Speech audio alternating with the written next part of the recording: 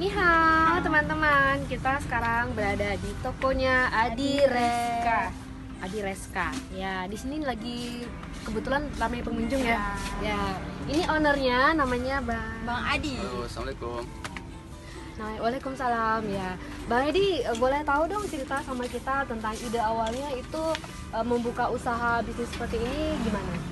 Dulunya sih waktu lagi kuliah, buka ponsel pertamanya. Berawal dari ponsel. Terus kayak ginilah sekarang. Oh, sampai hari ini begini ya? Iya. Jual pernak-pernik gitu ya? Awalnya sih ponsel, sekarang memang ponsel agak sedikit, tinggal di sudutnya aja sekarang. Oh, Masih tetap ada ya. masih bisa ya. Lalu beralih ke aksesoris. Aksesoris. Dan sekarang sudah lengkap sekali ya lengkap, barang-barangnya, mulai dari fashion cewek, Fashion, cowok, ya. ada. Sampai mukena juga ada. Terus ini target pasarnya gimana nih Bang?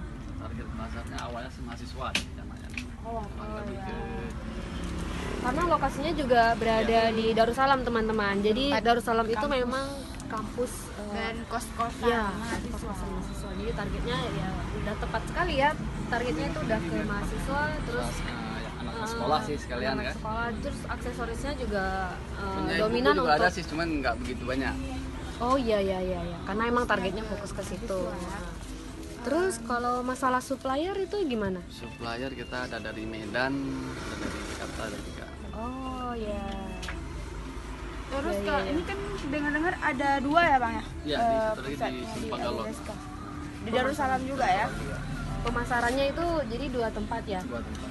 Pernah ini kan online rencananya? Rencananya sih rencana kayak itu sekarang. Rencananya online ya. Berarti rencananya online-nya itu dari marketplace atau website atau gimana?